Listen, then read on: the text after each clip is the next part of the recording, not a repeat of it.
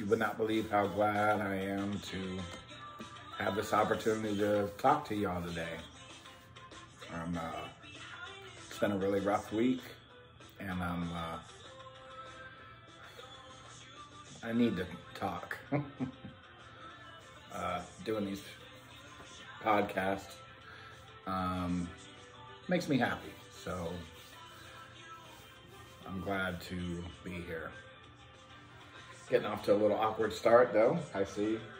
I'm not gonna lie, it's been a rough week. It's just been a little crazy. And I'll get into that, but before that, I'm gonna start this off like I start off every one of these Amputee with a positive affirmation drink. So I'll give anybody who may want to join me a minute to grab a glass or a drink of their choosing. How this works, for those who haven't watched or don't know, is I try to start each of these podcasts off with a kind of like a toast. Just say the phrase, attitude is everything, which is one of my favorite phrases or mottos, and then take a drink, kind of like a toast. So if you would like to join me, I promise you'll feel more positive and better about the day or whatever time, your mood, everything. Anyway, that was a little 21 Pilots intro music there. Shy Away. I guess that album's probably been out for, gosh, over a year now. Last summer, it was one of my favorite tunes. All right, here we go. If you've got your drink ready, on the count of 3, we'll say attitude is everything and do it. Ready? 1, 2, 3. Attitude is everything. Oh, yes. Can you feel the positive vibes? Actually, that's really good. Excuse my slurping. That's some tea I've had seeping for a little while. I let it get cold. I had to throw it back in the microwave. So, what type of week has it been? It's been rough. For those who may or may not know, I've been watching some of these. I'm doing my 30 days without drinking. I'm on day number, I guess it must be day number 7 now. And it's been tough. I had a really crazy day, Tuesday or Wednesday this last week, where I wanted to drink badly. It was just a crazy day, paperwork-wise. Not patient-wise. The patients are always great, except for those that I can't find sometimes.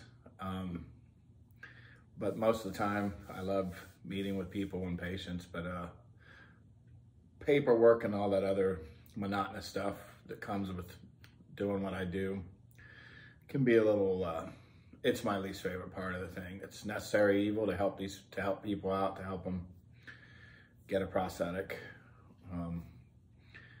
But it's not really my favorite thing. It's just something you got to do to get their insurance or funding lined up and all that kind of thing. Weight loss from the 30 days, like I said, day 7. Haven't really noticed much. I'd love to say that I feel a lot better, but not really, from no alcohol. Yeah, don't have a whole lot positive to really announce about the situation. But it's not horrible. It hasn't been bad. I don't feel bad. I didn't go the other direction either. I just don't feel, I'm not gonna sit here and lie and say, oh, because I didn't drink any alcohol this week, my joint pain's all gone and got a lot more energy or anything, and that kind of thing. None of that is true right now. I may feel slightly better. I measure my waist, the diameter of my waist, or would it be circumference or diameter? I have to brush up on my geometry there. The around my waist size, I measure it every morning. And I may have lost about a 1/4 inch this week. It's kind of close to, hard to tell. I would say it looks like I have though, just from the consistency. I try to do it in the morning before I've eaten a whole lot, or drank a whole lot of coffee or anything like that to try to get a consistent measurement there. It's really easy to squeeze the tape too tight or not line it up the same way. I try to go right across the navel when I do it. As far as actual weight, I don't know. I weighed myself a couple weeks ago and I have not been back on the scale since. I need to check that next time I'm at the office. Overall health though hasn't been bad. I seem to be getting a little stiff if I sleep in a wrong position, especially in my extremities, my hands, elbows. Got a little sore this week. I don't know if that's, I couldn't tell for sure if it was from resistance training or from just being stiff. Typically though, I'll wake up a little sore. It's been a little cooler here though, which kind of can make your joints tighten up a little bit as well. We've been in the 30s in most of the mornings here this week. So you get up and get moving. I do my stationary bike first. I've been putting in a good hour on that every day. And a little bit of lifting. I cut back on the resistance training and try to do more cardio at this point in time. So I'm not, like I said, I'm taking pictures every day to also see what my progress looks like. Those pictures are posted at my active amputee site in last week's blog. I'm gonna leave them posted with that AmpuCast blog, AmpuCast number 9, because it's a 30-day deal and I don't want to take some of the pictures from there and put them up on this one. So anybody who does want to see me shirtless and all that good stuff, those pictures are there. But it is, so far I haven't seen much change in the 1 week that I've been documenting things. It'll be interesting when it's day by day, any changes are kind of minute. I would think I'm trying to be pretty consistent about the lighting and distance from the mirror and all that stuff when I take the pictures.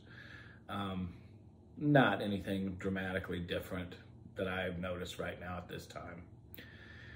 It's been tough not drinking. Like I said, there's been a couple times when I've wanted to go to happy hour or one day I told myself I could go. Early in the week I had a meeting with someone and they asked me to meet them at a bar. They drank and I drank tea and coffee. No big deal.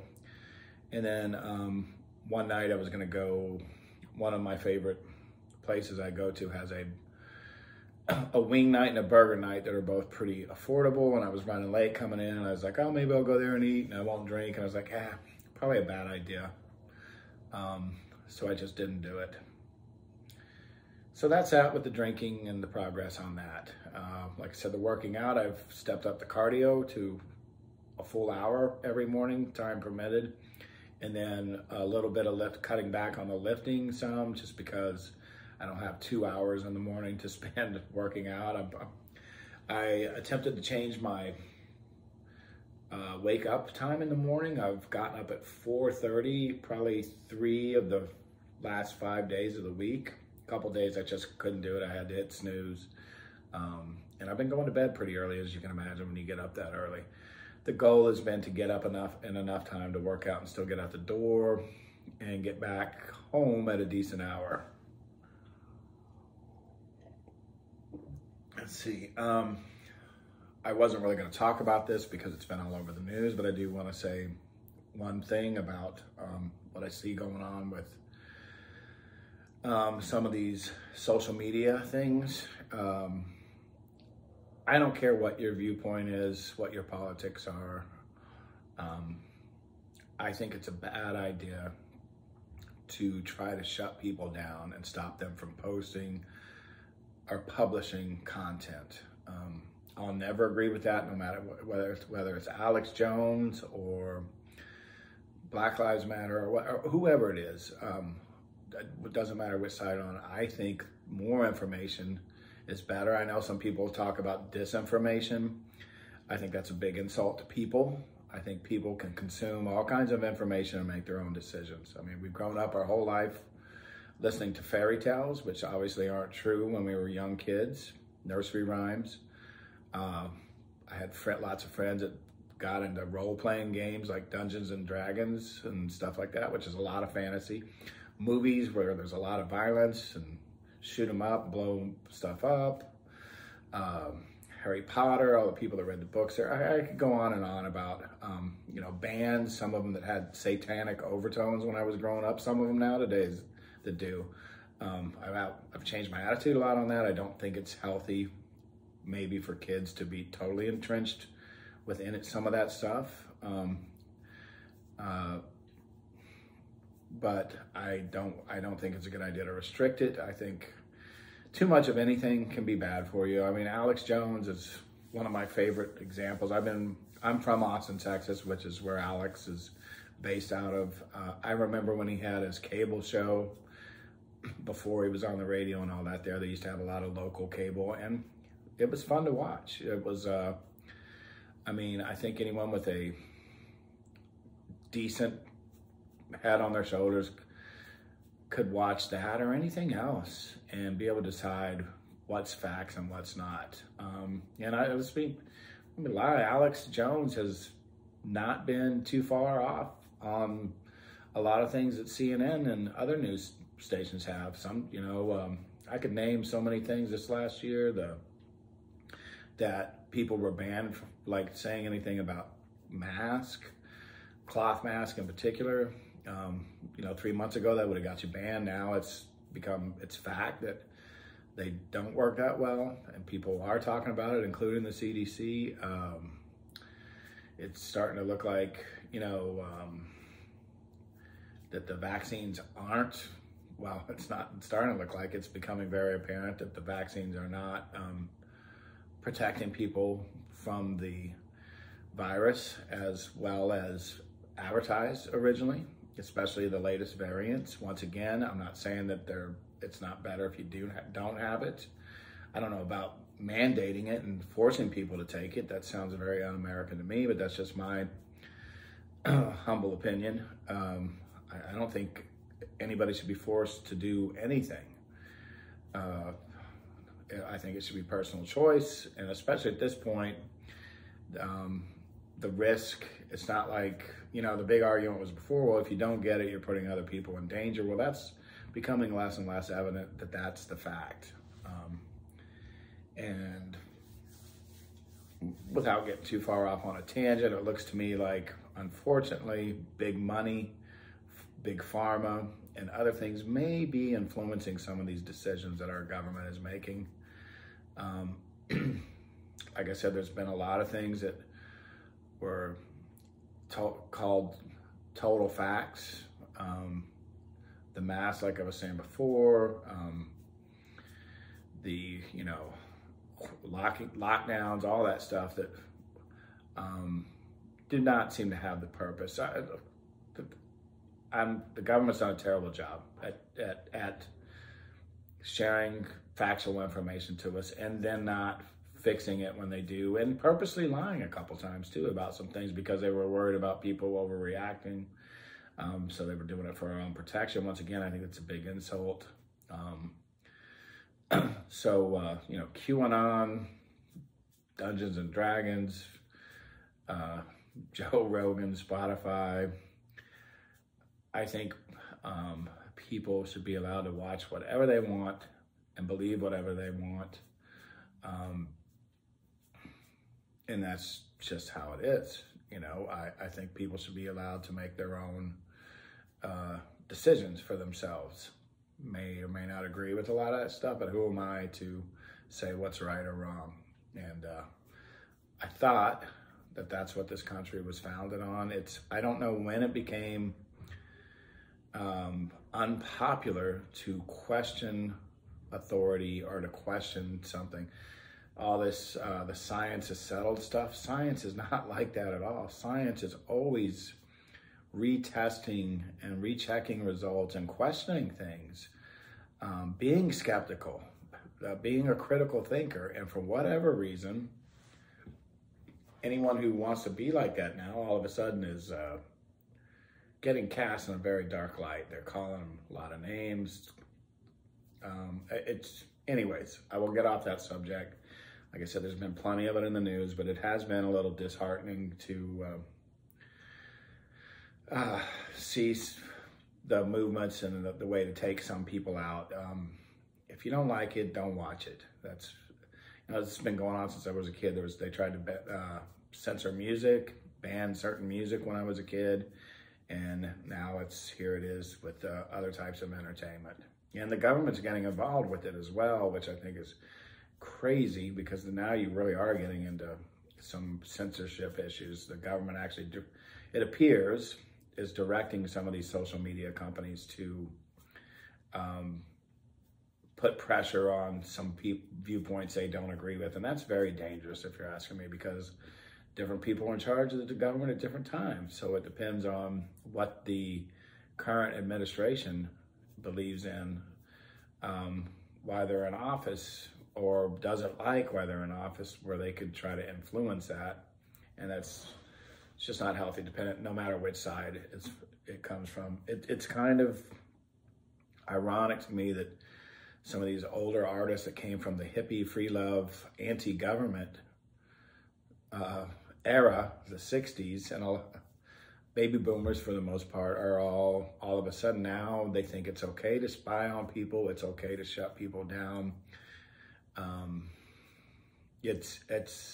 It's really bizarre to me. Everything seems to be turned up on its head. And I know that some people think there's good reasons for doing some of these things, but I don't think, unless we're talking national security issues here, which sometimes plays into that, I just don't think it's bad to, I don't think it's good to ever shut down dissenting viewpoints or other viewpoints on any subject. I think we should all, like I said, be able to consume the media we like and discern for ourselves what we want to believe and not believe. I mean, I've met people who are Satanists, people that believe in witchcraft, people that read tarot cards, musicians, people that do and don't believe in God or religion, and I've met good and bad people in all those walks of life. Okay, anyway, enough with that.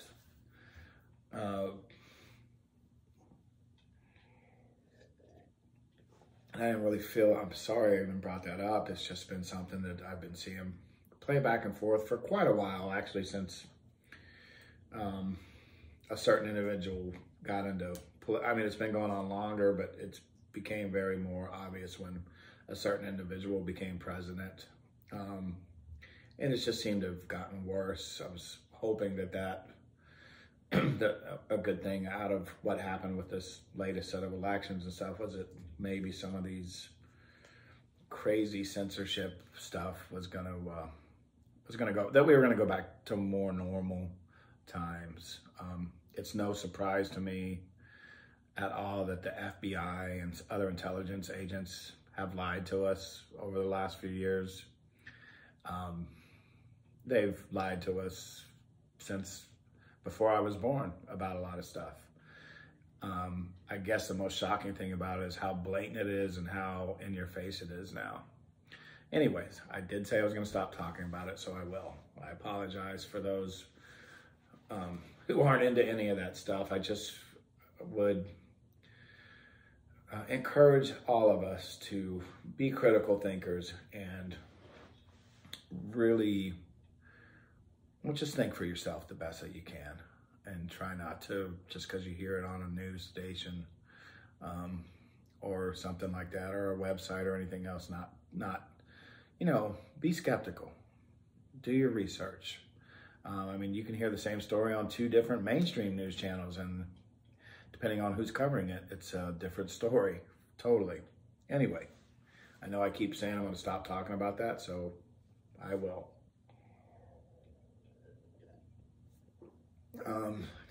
Talked about changing my workout routine. Like I said, it's just more cardio, less weightlifting, and I also upped the weight a little bit on the weightlifting. I can't call it weightlifting, it's more what you call resistance training, because the machine I use has the bands that you can add that add different tension to it. I've kind of upped the,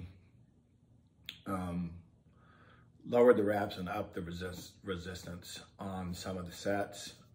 I saw a very interesting part of an interview about some astronauts that in space that they lose bone density and muscle mass when they're in space because of not being subjected to gravity and not having to pick things up.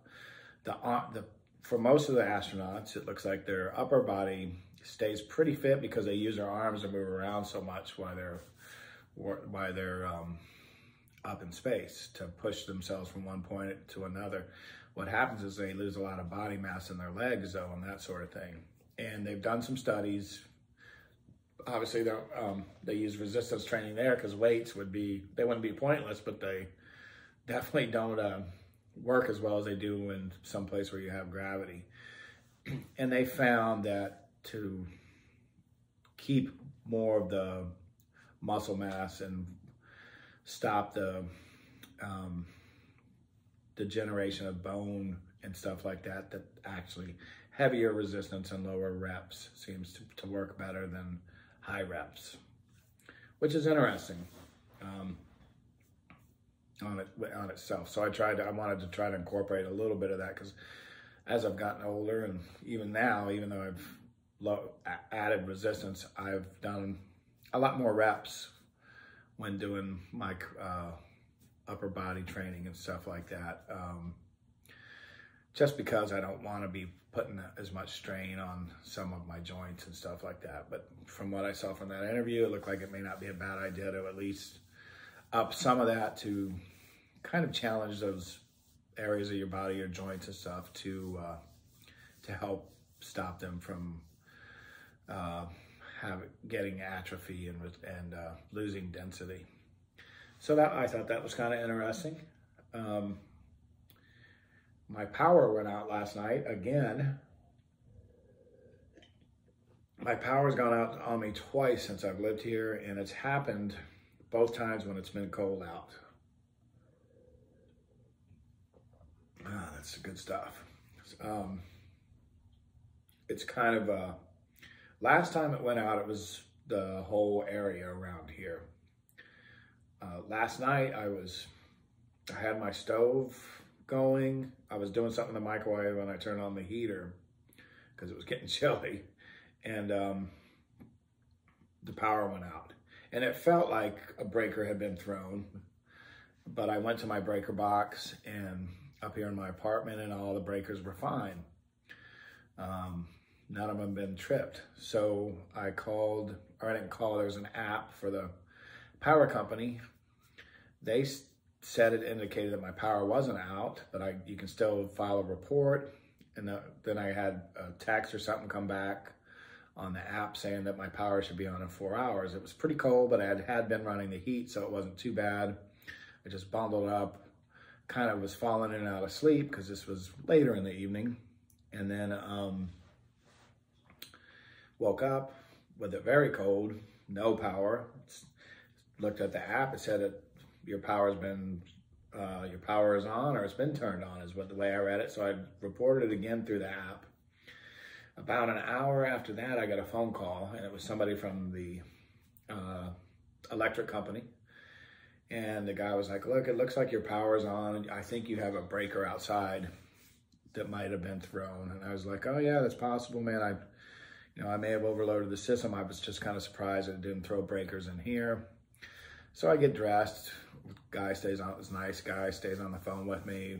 Sure enough, I go down to he points me to where my breakers are, all the different apartment breakers are, and the meter, and there's a big main breaker, 100 watt double throw breaker under there, and sure enough, it had been thrown. So had I known what was up, I could have turned my power on anytime myself. Had I didn't think, I assumed they had all that stuff locked up and that they probably didn't want people messing with any of the breakers and stuff here. It's a little different than when you stay in an apartment than it is when it's your own residence. But the guy he said, look, this would be faster, stop the technician from having to come out. So it was very nice of him to walk me through that. And that was the big adventure for me. So word to the wise, if you're gonna run out of, I mean, the only thing I could have done worse is maybe turned on the coffee maker and the dryer at the same time to overload. I mean, the stove is obviously a big electric. Microwaves, for those of you that don't know, they use quite a bit when they're running. And then obviously the heater is a big 220, I would assume. I would say the stove probably is too, electric stove. I'm not 100% sure. It could be 110. I've never, I bet, I'm gonna guess it's 220. So the things that use a lot of juice in your home, as I've learned over the years, microwaves, stoves, dryers, and believe it or not, coffee makers can use quite a bit when they're running also. Anyway, that's pretty trivial, but I thought it was a little interesting. It was my big excitement for Friday night. I decided not to go out. I haven't gone out all week, only just to resist that temptation from drinking. Let's see, talked about the working out differences and all that. There was one other, I've had some experience lately at work and with some other people in my life who are talkers, not doers. And it's not really a pet peeve of mine, but I've noticed, and it's kind of a funny thing, that a lot of people who tend to talk big or brag about themselves, and this ain't always true, but I'm gonna say it's true, a very high percentage, in the 90 percentile, tend to be the people who are not so awesome. Let me put it that way. People who talk about how awesome they are not awesome. And just a word to the wise for what's always worked for me. I don't know if it's the way I was raised or not, and I'm not sitting here saying I'm the greatest, the hardest worker at all, but I do strongly believe in actions always seem to display a lot more than words. In fact, I try really hard not to be the guy that takes credit or brags about himself or anything like that. I try very hard to stay humble and let my actions speak for myself. And it was just something, I don't even know what brought it up to me this week. Had some personnel changes at work and had an individual that was very big on tooting their own horn. And like I said, and they were not such a fantastic person, possibly. Let me just leave it that way. But over my years, since being a young kid all the way up to this point in my life, I've found that it seems to be very true that talkers are talkers and walkers are walkers, or doers are doers, and that's just how it seems to run. So with that being said, back to the attitude is everything. Well, I think it's nothing wrong with being confident in yourself, and maybe, I don't like bragging. I'm not a bragger. Certainly shouldn't not let someone else steal your credit, which can often happen with certain types of people in certain fields, for sure. I've seen that as well, where people will, they'll try to steal your credit or your ideas, and they'll do it if you let them. So certainly should try not to let that happen. But other than that, I would not, I don't think that going around and talking about how great you are is generally a good idea. There's one thing to have confidence, is another thing to just be, in fact, what that shows is no confidence. I think people who seem to be insecure tend to talk and brag about themselves a little more, once again, in my experience, than those who just, I mean, if you think about it, it's pretty simple. If you're an awesome person, you don't need to go around telling everybody you're awesome, because they know it by how you are. Maybe that's enough said right there. But yeah, this falls into the attitude is everything. Be the part, and you will become the part. And then when I mean be it, do it. Become it.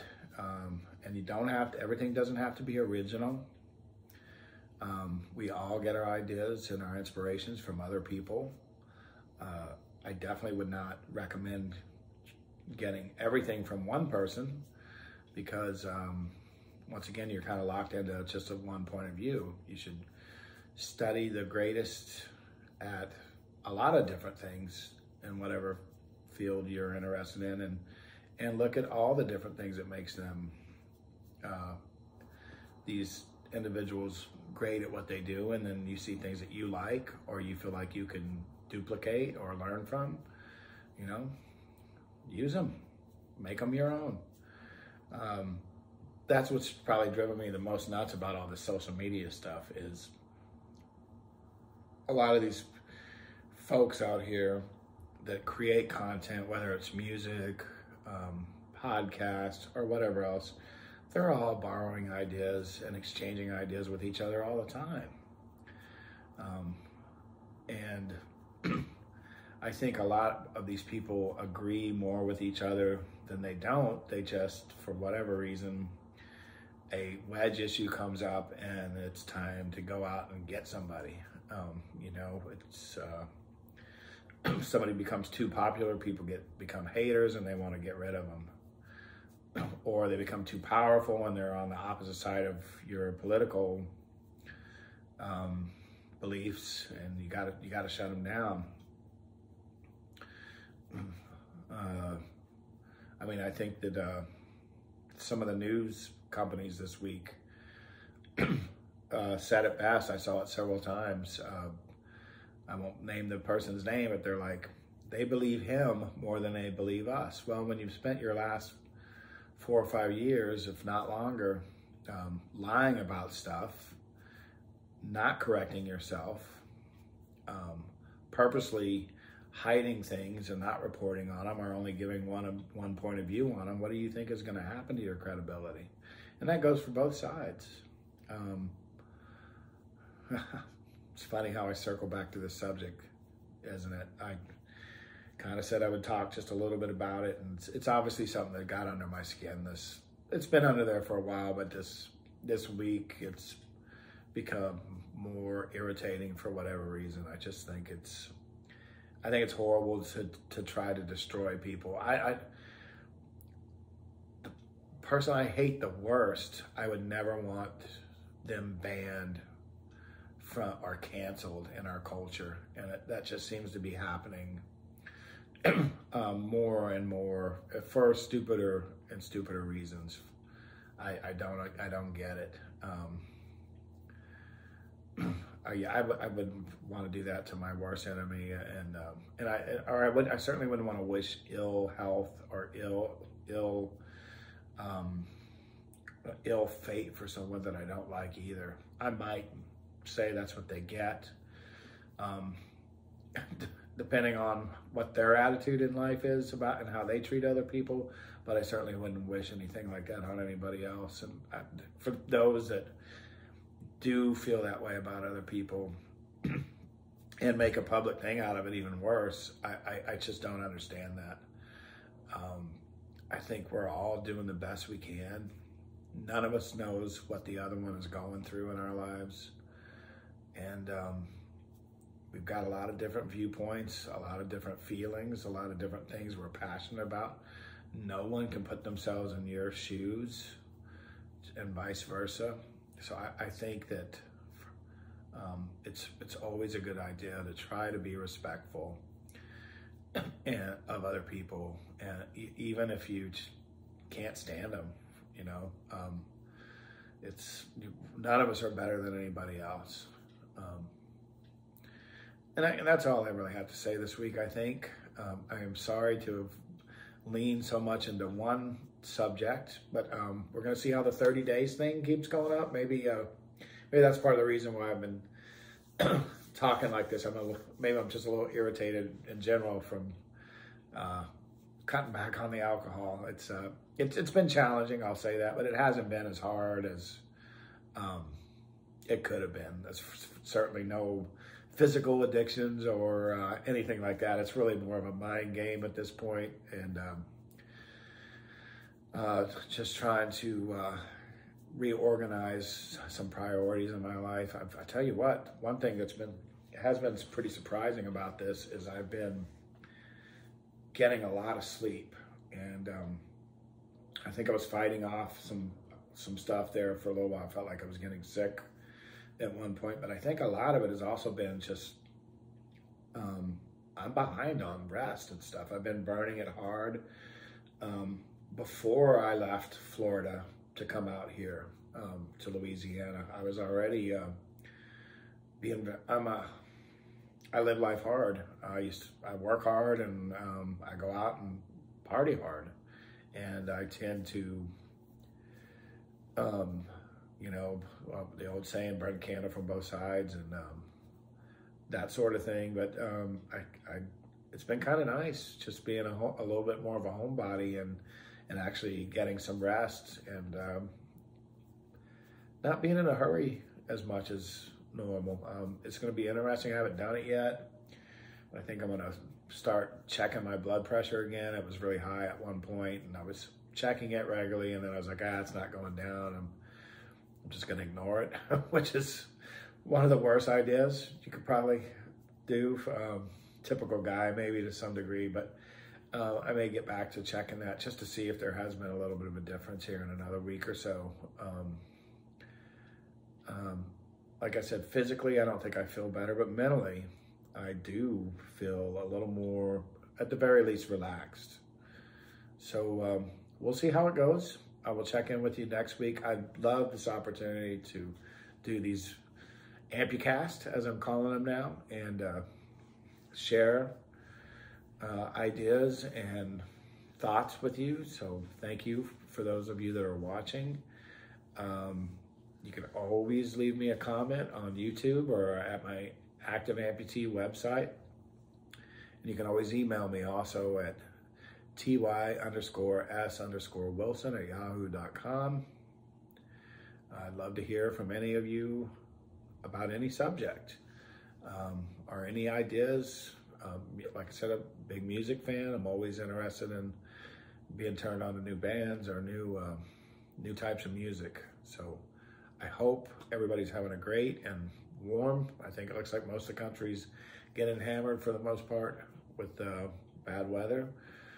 Staying warm and staying safe, and we'll check in with you next week at the very latest. Take care.